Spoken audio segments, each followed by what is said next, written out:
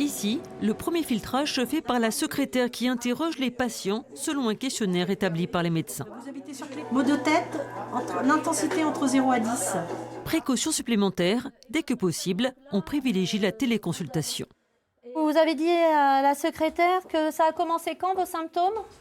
Ça a une semaine. Bon, c'est plutôt rassurant tout ce que vous m'annoncez, hein, madame. Vous n'avez pas de fièvre, hein, vous ne toussez pas pour l'instant. Donc vous savez, en ce moment, il y a plein de virus aussi qui circulent, il n'y a pas que le corona. Et quand c'est indispensable, les consultations sont maintenues. L'après-midi pour les suspicions de Covid-19, le matin pour le reste. Mais là encore, on prend toutes les précautions nécessaires. Désormais, les patients qui viennent au cabinet attendent à l'extérieur, soit dans les chaises qu'on a mis dehors, soit dans leur véhicule, et on vient les chercher individuellement.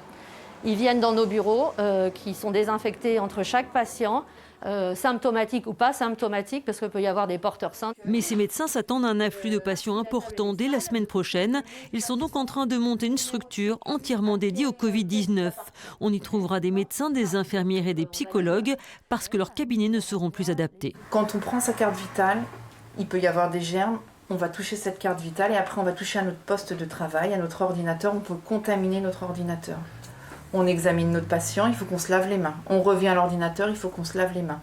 Tout ce qu'on fait au cabinet est susceptible d'entraîner une contamination qui pourra ensuite passer à l'extérieur. C'est pour ça qu'on veut organiser un espace dédié à une consultation Covid pour pouvoir éclater la consultation.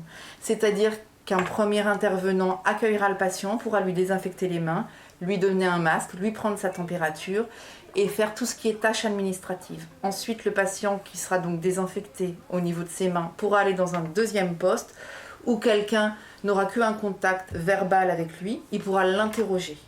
Ce patient ira sur un troisième poste qui sera par exemple pour l'examen clinique où le médecin ne fera que de l'examen clinique. Ça veut dire que chaque intervenant va se laver une fois les mains avant d'avoir vu le patient et une fois les mains après avoir vu le patient. Donc pour un patient, chaque intervenant se lave 2 fois les mains. Vous imaginez que nous, si on fait la consultation seul, pour être sûr de ne pas contaminer, il faudrait qu'on se lave 10 fois les mains.